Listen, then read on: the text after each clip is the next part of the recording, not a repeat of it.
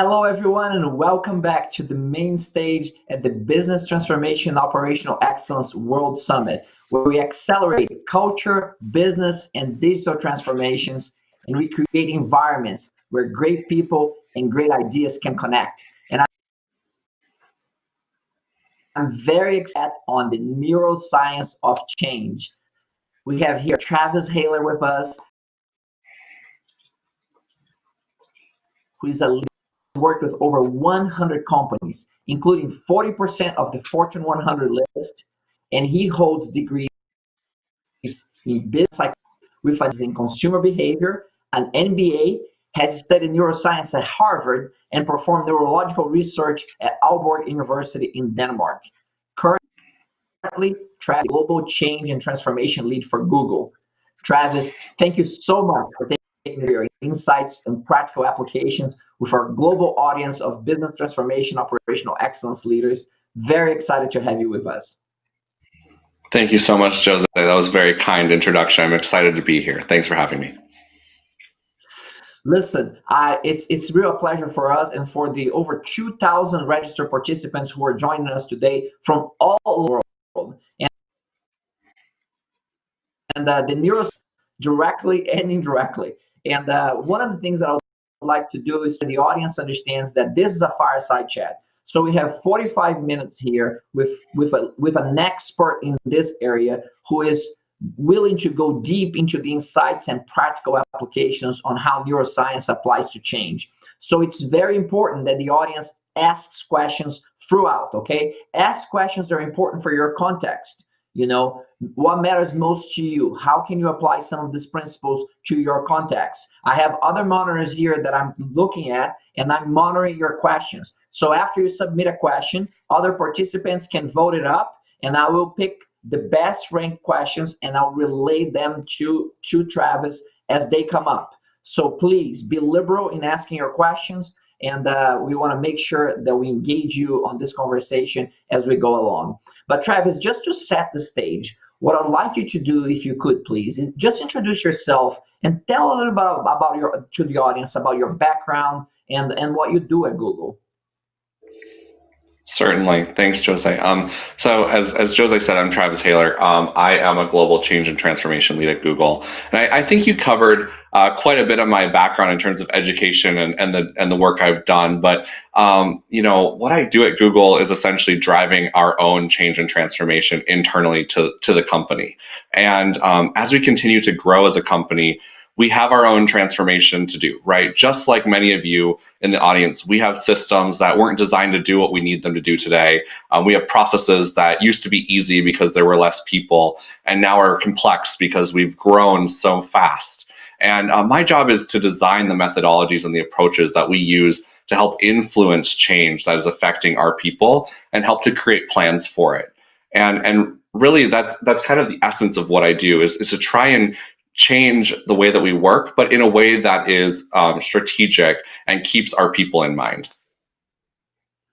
Very good. Travis, I have collaborated with you in the past, and I understand the topic and how you approach it. And you know, neuroscience, change management are two areas of passion for you, and you're very passionate about those areas. How did that come about? Where did that interest come from?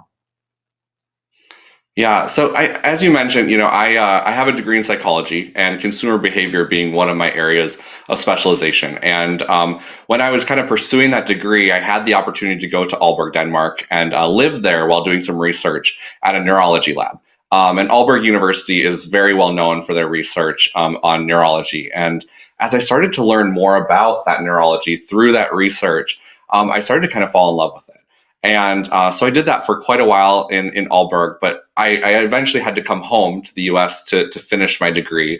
But after I kind of returned to the States, I didn't know what I wanted to do with it because I was kind of at this weird crossroads. I had to decide if I was going to go that research and PhD route or if I was going to go into a clinical role or something else entirely. And ultimately, I decided that I wasn't quite ready to make that commitment to that road. So I thought, you know, I should probably round out my experience and my education to make sure that I had something that I could fall back on in terms of if I decide to not go that direction.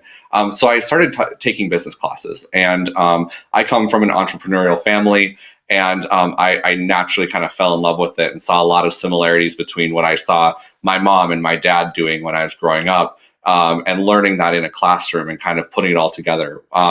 But after I finished that undergraduate work and I kind of went out into the workforce, I decided that, I really need a little bit more education on business. And so I started an MBA program. And so I did all this work in the study side, but it wasn't really until I went into consulting and working with companies to solve those strategic problems that it all kind of started to click together. I thought, oh shoot, I wasted a bunch of my time doing all this psychology work. When I actually started rolling out changes, I started to see a lot of things that were really interesting to me. And I think one of the things that stood out was that as companies rolled out changes, they assumed that everything that was going wrong or the barriers they were hitting were all purposeful and unknown. And I was kind of sitting there with my neurology background going, well, that's not true. But you just didn't know that it was there when you started.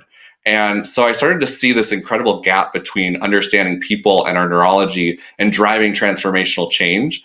And I've really spent the better part of my career working to help bridge that gap with my master's studies in neuroscience at Harvard and doing a lot of the work I've done with companies to drive change and transformation. And so that's kind of where that passion came from. It really came out of just a weird convergence of all of my background all at one time to kind of finally see that spark where I was like, wow, this is really important stuff, and I feel like it's not given the proper rigor that it deserves.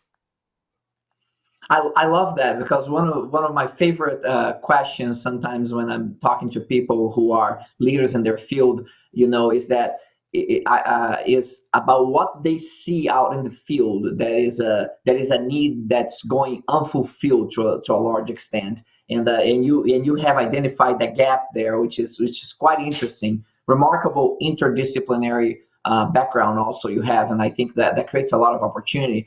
I'm curious, what about neuroscience do you think makes it so important for the business world to understand, especially when it comes to business transformations? Yeah, I get that question a lot, and I do a lot of talks about neuroscience, but there are neurological barriers to adoption that most people don't actually realize, and it's really hard coded. And I can give some examples in the neuroscience part of it. So pretty much everyone in this room is changing or transforming their business in some way, shape, or form. We're all doing it right now. We're all going to continue to do it probably until the end of time, right? It's just the way things are. And we're asking our people to change their repetitive functions. And that basically means we're saying today you do this, and tomorrow we need you to do something completely different. Well, when we think about repetitive functioning, it's all actually housed in our basal ganglia, and the basal ganglia hard codes the things that we do every day to conserve energy in our brains, to free it up to do other things. So in order to change that, you actually have to engage, your prefrontal cortex. You have to use that logical center of your brain, and that takes a ton of energy. So it's the exact opposite of the basal ganglia, right? Like you can save a lot of energy there, but you use a ton of energy by engaging your logical thought processes. And so that use of energy to change reduces the capacity that people have to do other tasks. So that's one barrier that we already know about, right? And if we think about that, most transformations and changes are on a time crunch. But if you need the time to learn the new ways of working, but using your prefrontal cortex is really taking a lot of your energy, and it takes a significant amount of time and effort, and you have to push, and if you push too hard, your brain has this kind of fail safe where basically it's going to say, nope, stop everything. We have to make sure that we can live because we're overwhelmed and we're not sure, we're stressed. And that's really your amygdala. And so it kind of takes over and stops those bodily functions that aren't necessarily used to survive. And so then you exacerbate it even more. You say, then we also have this issue of exclusion, because exclusion activates our brain's pain centers, and then in turn activates our brain's protective measures, which creates avoidance of whatever is causing the pain. If that pain is your transformation program, that's not great, because that person's going to be a late adopter. And the whole finale is that our brains don't really deal with loss and ambiguity well. So if employees know that they're going to lose something, but they don't know why, and they don't know what it means for them, they kind of start to make it up, quite frankly. And the brain does this naturally. It starts to piece together a story because it wants to make sense of what's happening.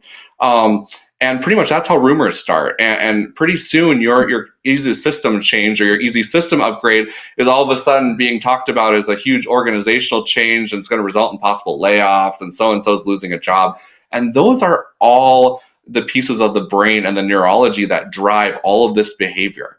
And the really, really incredible part is that we know all of that. What I just told you is all known. So that's why neuroscience is so essential for business leaders to understand, and why change management is so important for our companies, because it's really going to take all of that knowledge of neuroscience and using change management to overcome those barriers that you're all going to see as you go through business transformation.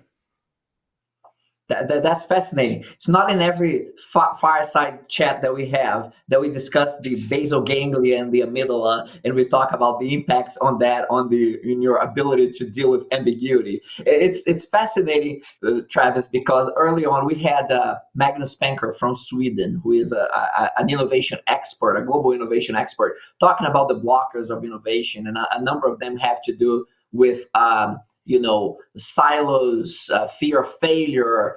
Dealing with ambiguity is one of the top 5 there as well. So it's awesome to see these connections, and that you're making to issues that are really real challenges for organizations. So give me some examples of how you can maybe leverage some of this neuroscience in driving transformation. You talk about some of the of the issues that are basically the way that we're hardwired for certain things, and then some, maybe there's some possibilities there of using some of that knowledge to overcome this resistance that we have individually and as organizations. So tell me a little bit about how you can leverage neuroscience to drive transformation. Absolutely. And Jose, I can promise you any fireside chat you do with me is going to talk about the basal ganglia. So we're always going to go there. And I love the basal ganglia. And anyone who's heard me talk, or any of my neurology and neuroscience friends, always give me a hard time because they say I harp too much on the basal ganglia. But in what I do, the basal ganglia is the biggest factor in everything that I do when it comes to change. So for me, it's the most important part. But to answer your question, if we think about what I kind of just laid out for you, all of those pieces and blockers that we already know inside the brain, and we can use all of those to our advantage if we allow ourselves to do it. So, we talked about reprogramming our basal ganglia is going to require that prefrontal cortex, but you have to be concerned about that amygdala, right? So those are kind of the 3 that work together that we always have to keep in mind. And the only way that you can ensure that you don't overwhelm the brain is to either, 1, reduce the amount of change, which I think we can all agree is probably not going to happen. 2 is to really reduce the amount of other stressors or tasks that person needs to do. So that would basically say, we need to clear that person's calendar to make sure they can focus on this. I think, again, most people would agree that in the business world, that's usually not able to be done because we need to keep the business running, even though we're going through change, right? And then the third option is really to allow more time for the change to take place, from the moment that you inform to the moment that you go live, and to allow time for that person to learn and adopt the new ways of working. And that's really important. But if we think about the other things that we just talked about, if we also think about our anterior cingulate, which is your pain response center, and the threat that poses with avoidance, and the only way to avoid that exclusion piece is to be really inclusive. So that's asking for feedback. It shows that people's opinions matter, and it shows that they're actually involved in that process. And if you think about loss and ambiguity, the only way to overcome those 2 is to truly acknowledge that they exist and add support. And transparency and frequent messaging is the only way that we can actually combat ambiguity, right? Is to actually give information. So we know that we have to do these things just based on our neurology and on what neuroscience tells us.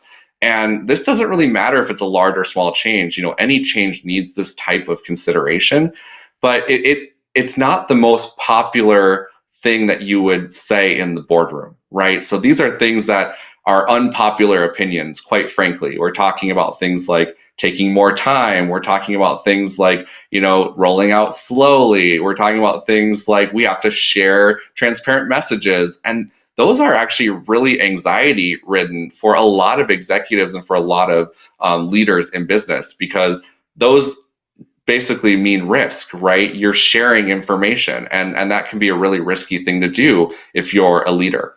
But they're so necessary to what we've kind of talked about so far. That's excellent. Those are such interesting insights. Counterintuitive, as you said, because in a way we're stuck with a brain that was not designed for this exponential change in times that we're dealing with, right? I think that we have barely evolved from a time where our perception of the world is what we can contemplate in a 1 day's walk in the savannas of Africa, and all of a sudden we're in this world that is exponentially changing, and our brain and our frontal cortex maybe has not evolved that quickly. So I have a question for you. Let me back up a little bit. I remember that you have talked about these items, and you talk about 5 or 6 items of major resistance or struggles with the brain, and then you have kind of different ways you can overcome them. If you don't mind, kind of going back to the basics here, and when you look at the 6 barriers that you have, and the 5 or 6 barriers that you have, and ways to overcome some of those barriers. If you can kind of guide us through that, what does that look like? Yeah, so I kind of did that in my last 2 answers without actually saying it. So I think it's really a good thing to point out. So when we think about our barriers to adoption, it's really about the fact that we are repetitive beings. It requires a ton of energy to actually change. We don't like ambiguity. We are going to avoid if something isn't inclusive or we don't see ourselves in the solution, and we don't deal with loss well. So those are kind of the big bucket items of the barriers. And then the solutions to those are really, the only way to combat repetitive tasks is to learn new tasks and get them to be the repetitive tasks. That takes time. The only way to, kind of make sure that you're not using too much energy is to actually provide that time for people to adopt new ways of working. The only way to combat, like we talked about, ambiguity is transparent and frequent messaging. The only ways that we can overcome loss is to actually acknowledge it.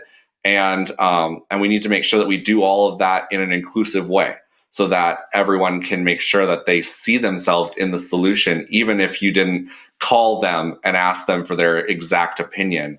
People need to see that their opinion was taken into consideration. And those are kind of the big buckets that I typically talk about in my discussions around neuroscience. I'm listening to you, and you do a fantastic job in distilling these complex items into kind of a simple bullets, and you talk about them. But as I think about what you said in terms of barriers and in terms of what we do to overcome those barriers, no wonder that the overwhelming majority of transformations have failed, and they'll probably continue to fail, because we're hardwired for failing in these areas. And you have some really incredible tips on any one of this, every one of these items. So help me out here.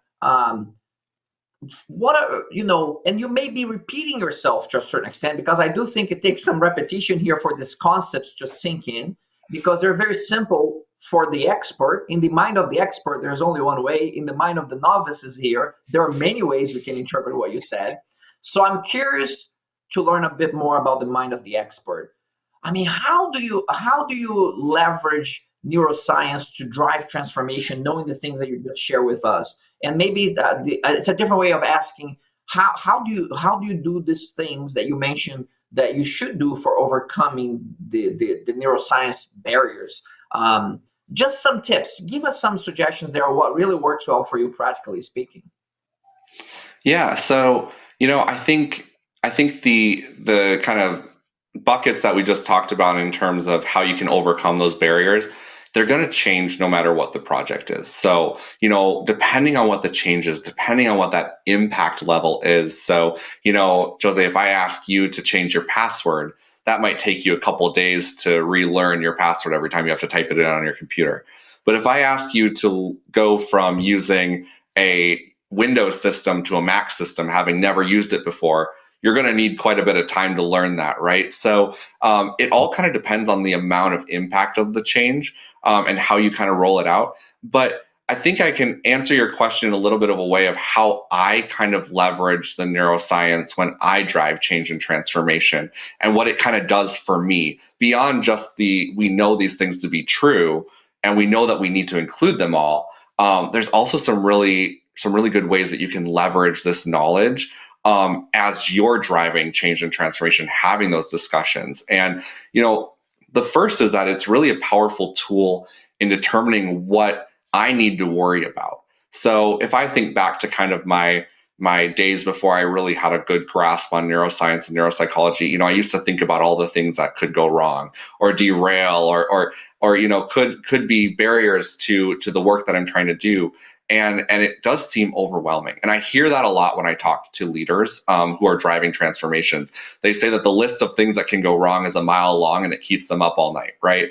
Neuroscience has allowed for a different perspective on that. So if we think about the things that I just talked about, the things like repetition, having to use a lot of energy, we don't like ambiguity, we don't like pain, all those things kind of come together as we start to think about what are the things that can go wrong and can actually really change our perspective on what we have influence over. So if I can give kind of an example that I like to typically use is most often the first thing on the list, if I ever ask anyone what could possibly go wrong in this, it's usually people won't like it or people won't adopt it, right? It's like that's the biggest item on the list. And people are always really worried about that.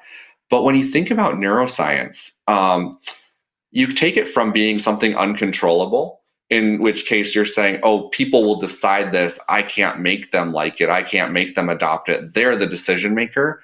And you actually can take a lot of control in that. Because if you're being inclusive, like we talked about, and you're gathering that feedback, and if you're being transparent and acknowledging that loss by creating plans that support the time that the people need to adopt them, 9 times out of 10, adoption is going to happen. And the bonus is that I already know people are going to resist my change. So it's not personal and I can really plan for it. And I think that's the piece that a lot of people get caught up on, is that there's a lot of things that are tied into what could possibly go wrong that people also tie to their own self-worth and self-value, right? This is personal. If you're not going to do it, it means that you don't like my plan. It means that you don't like what I'm putting out there. When in reality, it's actually just going to happen. You just have to accept that resistance is totally natural and kind of move forward with the way that you're thinking about the plan. And so that's one big way of using it. The other way is really just in conversations. We talk a lot about how you can use neuroscience to actually have really informed conversations. And a lot of times what I hear from leaders when we're talking about change and transformation and adoption is I'll hear the words, that's really fluffy. Meaning there's not a lot of meat behind that. That's a lot of fluffy language, not sure what that means, right? And for an executive, for a leader, that's not good, right? Because when you're leading a transformation, you want real data. You want to know what's going to happen. You don't want someone to come in and say, well, I think this is going to happen. That doesn't necessarily give you a lot of courage when you're moving forward. So, we say things like, do we think that's enough time for them to learn? Or how can we target that group or whatever that might be? Very kind of anecdotal language. But when you think about neuroscience, I can actually use scientifically proven theory to discuss change. So instead of that fluffy language, I don't think that they'll have enough time or that doesn't feel like enough time, we can say things like, our 3-week timeline from initial telling this group to go live just isn't going to cut it. And here's why. They're facing a loss of competence. And that's going to be because our system, they're currently the experts in, and they're going to need time to not only learn the new ways of working, but to build that confidence back up and that competence and acknowledge that loss. So we need to build in time for them to actually understand why this loss is happening and allow them to go through their own personal grieving process while we try to get them to understand the value of the new way of working. And then we also have to build in repetitive tasks. So they need time to actually learn it. And since we're not freeing up workload, we can't just put them in a room for 8 hours a day with intensive training. So if we expect them to do that in 3 weeks, I don't think that that's really going to be quite possible. We need a much longer timeline, or we need to change something else, right? Maybe we do need that 8 hours a day in a room talking about this new way of working, but it's a give and take. So being able to talk about that is really, really impactful in a way that uses actual scientific language versus, I just don't think that's enough time. They're not going to get it in that amount of time. I love that. I love that. You're basically bringing science and some structure to the conversation that validates maybe some of the feelings that we have, but it's hard to put the right words behind it. That's very powerful. Let me take a quick look here at the questions that are coming up. I have a number of questions. Let me see one here that's popping up, and I ask people to vote for each other's questions to raise the ones that they think are most important. I have one here from Monterrey, Mexico. We have Javier Segovia. You probably remember he was in Canada with us when you did a wonderful presentation, OPEX Week Canada there. And his question is about the role of neuroscience in learning and people's learning and behavior change process. I mean, oh boy, behavior change is a subject all on its own, right? You do talk about, you talked about some of that early on, about how it takes time for people to develop an understanding and then practices and new behaviors around something new. Can you expand a little bit more on that? I'm just curious from a research standpoint, what you could share. I know it probably has a lot to do with the context, the level of complexity of the task, blah, blah, blah, but how long does it take? And what does it take to have us change our behaviors in a meaningful way? Yeah. Well, I think I can't give you a how long does it take, only because I think a lot of times it's an never-ending process, right? Ever going. So I think part of the situation that we run into, especially when it comes to neuroscience, is that what we have done for so many years, and not just years, decades and centuries, when it comes to learning, is the approach that we've actually had is pretty much counterintuitive to the way that our brain actually learns. And so, there are a lot of people in this space who have a lot of really good information on the learning piece of it and how we actually teach change and how we actually teach people, especially adult learners. But that's part one. Part one is that we tend to think that teaching someone is putting them in a room, showing them a slide deck with someone to present all the content and then quizzing them, right?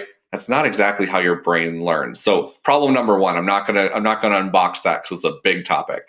But the second piece of that is, how do we really drive behavior change? And if you think about what the human mind values, is it values safety, it values knowing and transparency, and it values reward. So when you're thinking about behavior changes, your brain is thinking about those three things. So it wants to make sure that, one, it's safe. So it needs to be an environment where the person feels that they have psychological safety to express their opinions, to ask the dumb questions that everyone has, right? The second is that, we really need to focus on what it is that is driving behavior, and that's reward. So when we think about trying to get someone to do a behavioral change, it really comes down to, are you incentivizing that new way of working, or are you incentivizing the previous way of working? And a great example that I've pulled from my experience is, when we think about sellers and people who sell products, I get a lot, well, we want people to be collaborative. We want them to collaborate across the aisle.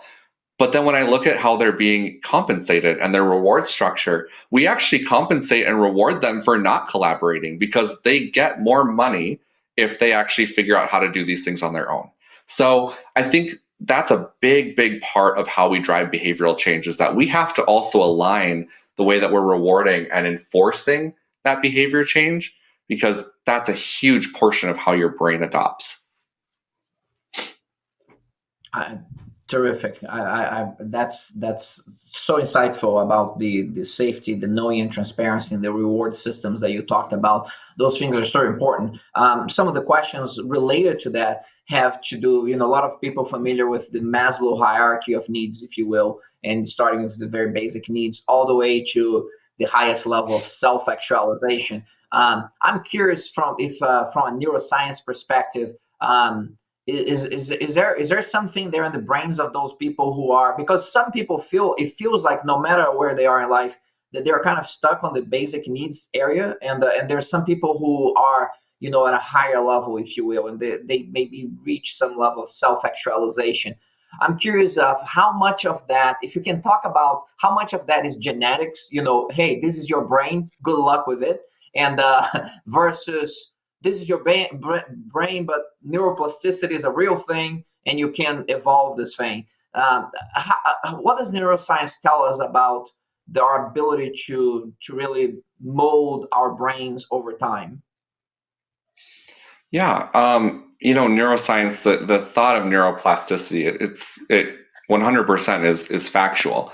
Our brains can adjust and adapt, everywhere from when you're an infant all the way up until you're, on your last leg of life, enjoying those golden years. And a lot of people think that, oh, your prime time is, when you're actually in school and when you're kind of in that K through 12 to learn all the things, right?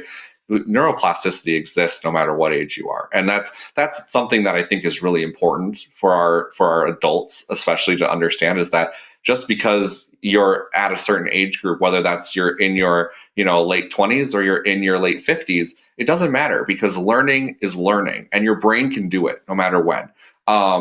But I think the bigger part of kind of what you were talking about has less to do with neuroscience and more to do with actually psychology. And there are pieces of, you have inherited this brain. This brain is what it is. It's made the way it's made and created the way it's created. Now we have obviously our people who have, received an incredible gift in terms of their brain ability. I think people like Albert Einstein, who are able to do things that the normal human isn't able to do with their brain. But in the most part, when we think about our brain, we've inherited this piece of our anatomy. And when we think about kind of where we're at in the hierarchy, or how we're moving through our change curves, or how we're adopting, or doing all those things, a lot of that has to do with coming back to psychology and understanding, why is it that person A is able to just, kind of say, you know what, I think that's a great change and I'm going to adopt it. And why is it that person B sits there and just can't get past the denial phase of, I just don't want this to happen. I just can't get past it. And a lot of it comes down to psychology, and a lot of it comes down to safety. And so, that basic need of feeling safe and knowing that what's happening to you is a safe space. The way that we're changing is something that, has safety in it.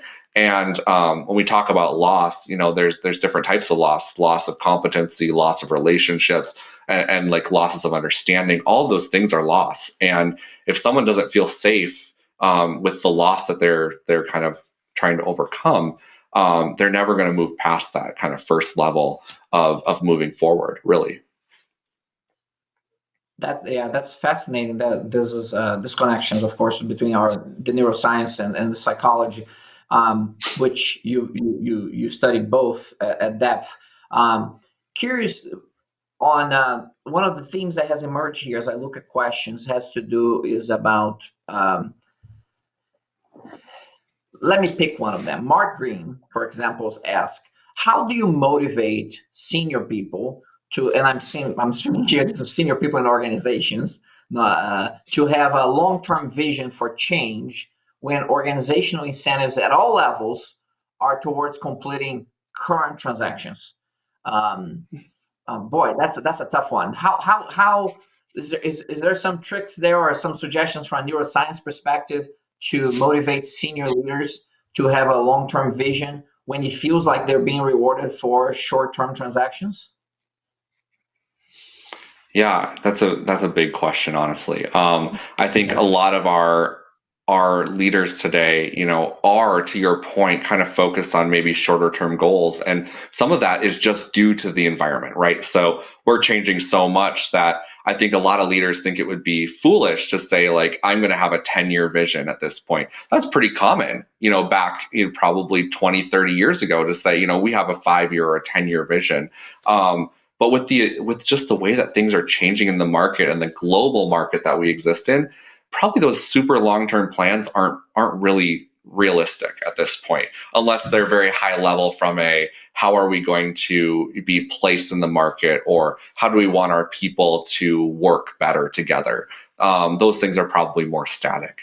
But when we think about kind of talking to leaders about planning and about creating those plans for change, I think a lot of that motivation is around making them understand the consequences of not doing some of these things. So if we're only thinking a year out and we're only thinking about this change and we're only caring about exactly what's going to happen right now, we miss really big windows of time where we can be preparing people for changes that are going to be coming right after this change. Because most change, most transformation is not singular, right? So it's usually the big thing drops and then 50 little things follow it, right? To continue to iterate on it and continue to improve that. And so we miss those opportunities if we're not thinking about the 50 little things to actually help people come along that change curve. And that's when people actually feel that change fatigue. And that's kind of like, wow, you just threw this huge change at me and now you're throwing all these little changes at me. I don't even have a moment to catch my breath. And so I think that's kind of the trade-off. And part of that change fatigue is loss of productivity, right? So it comes down to dollars and cents. And I hate to say that, but the whole world revolves around dollars and cents. So if we can bring it back to, what is it that's going to hit our bottom line? How can we make sure that what we're doing isn't affecting our business in a way financially or reputationally? How is it that we feel our company is going to be impacted if our people don't feel like we care about them in terms of their change journey? If they leave here, will they all say that this is a terrible company, they didn't care about our people? Those are things that are really important, especially in this day and age with social media at what it is and kind of how quickly news spreads. Very much so. Very much so. Boy, there's so many things that we can go deep on here. I'm going to pick up on some of the things that are being talked about in the chat and the questions that we're having this conversation. Let me go a little bit deeper. Actually, one of the comments you made early on and resonated with some people in the audience has to do with as you talk about the 5 or 6 ways to overcome resistance, you talk about the concept of acknowledgement of loss. Can you go a little bit deeper on that? I mean, what is the context? What is the actual barrier there? And then how do we practically acknowledge a loss in a business environment? Yeah, that's a great question. I usually spend quite a bit of time talking about that when I talk about neuroscience and change. But to give you kind of the high level, loss, if we take it out of business context, loss happens to all of us in many different ways every single day. Whether that's you didn't get the job promotion you wanted, or your car broke down, or you lost a loved one. Any of those things, they're all loss, and it's exactly the exact same. So let's take business out of it for a second. Let's think about the way that we acknowledge loss in our personal lives.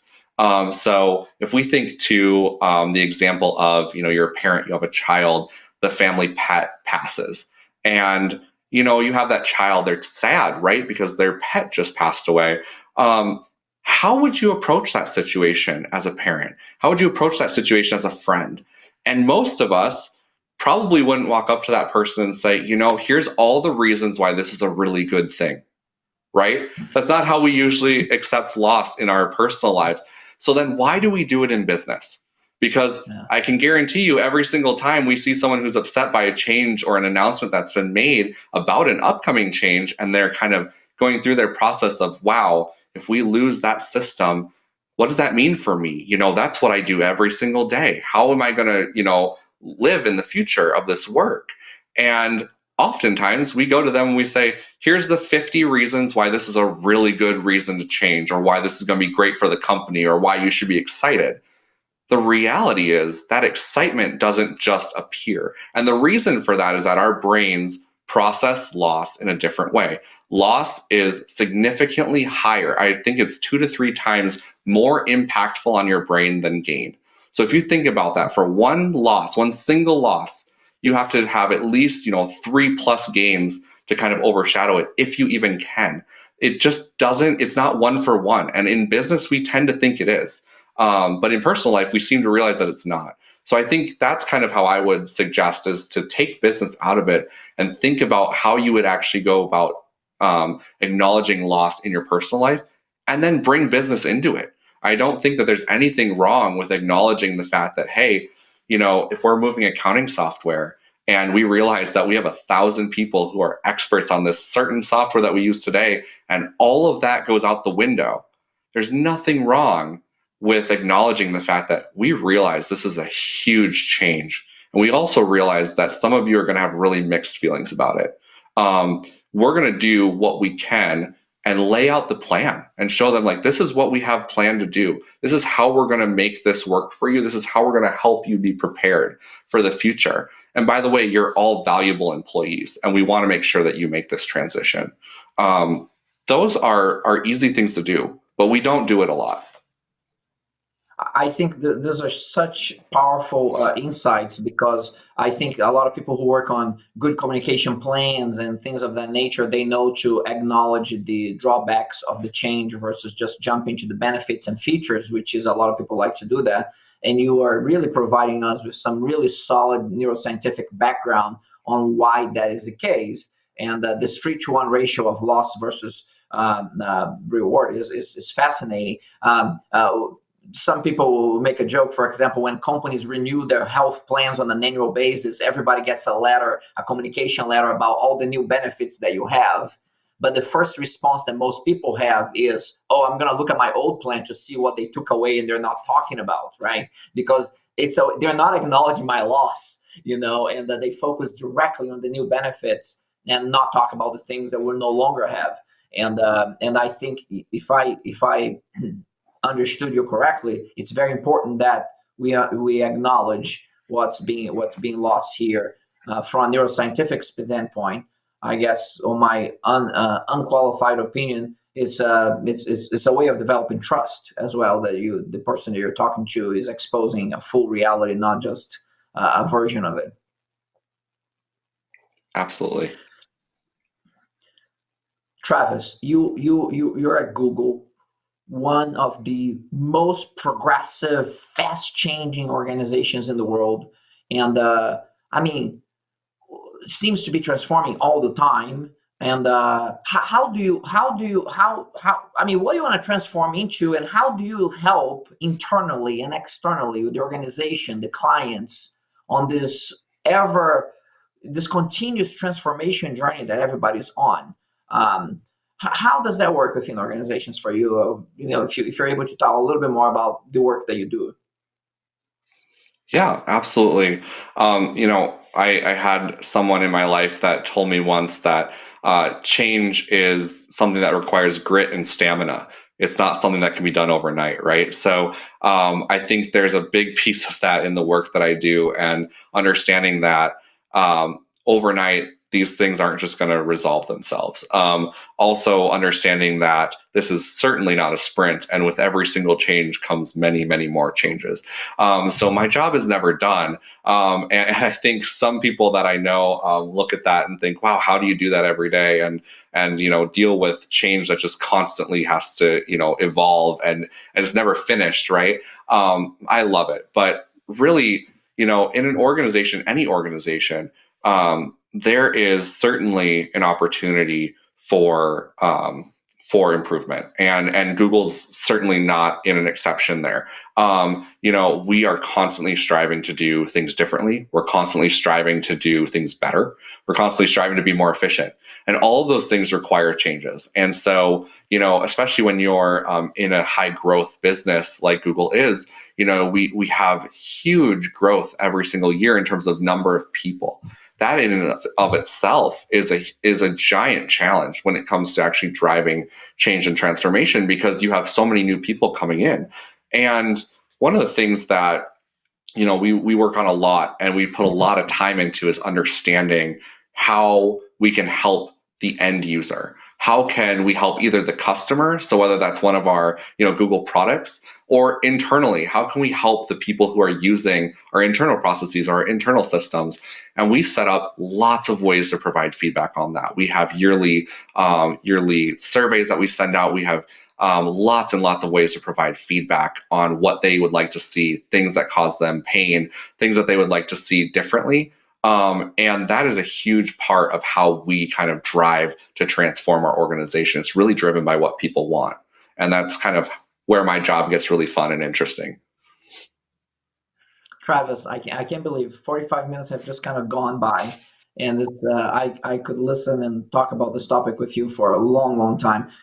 Everyone, on behalf of everyone who's in this conference, we're so grateful for you taking the time to be here with us, to share these incredible insights of your research, of your practice. And we're very grateful for that. So on behalf of our entire business transformation, operational excellence community, we want to say thank you for being here with us and sharing your wisdom. Well, it was my pleasure. Thank you so much for having me. Feel free to connect with me on LinkedIn, everyone in the audience. I'm happy to chat there, and I hope to be here again at the next conference. So thank you again for having me, Jose. It's been wonderful. Thank you, Travis. Ladies and gentlemen, that's Travis Haler, the global leader for Google when it comes to change management, when it comes to culture, and of course, an in-depth look at the neuroscience of change. We certainly will bring him back in future events and share more deeply in each one of these areas that he talked about today. So I want to remind everyone that our award ceremony starts at 3:45 p.m. Eastern Time. We're going to celebrate the best of the best who have succeeded at transforming organizations, who have succeeded accelerating excellence, innovation, leadership development, value creation. So don't forget to tune in at 3:45 p.m. for the award ceremony. And then for those of you who sign up on time, we will have an exclusive time with the award winners during our awards party that's going to kick off at 5:15 p.m. 5:15 p.m. we're going to have the awards after party, and we're going to pair you up with award winners, and you can ask them anything. You can about the awards, about their programs, about their leadership, and so if you are interested in learning from the best, that's where you should be. And the awards after party is limited in the number of people who can attend. So I don't know if it's filled right now or not. But if you are interested, go check it out. Look at your full agenda schedule, and this session is there as awards after party, and you have to sign up for it. Okay, that will not be broadcast. That will be only available to the limited group that gets into the session. So thank you very much. I look forward to seeing you dressed up a little bit at the awards ceremony that kicks off in just a little while. Thank you very much. I'll see you soon.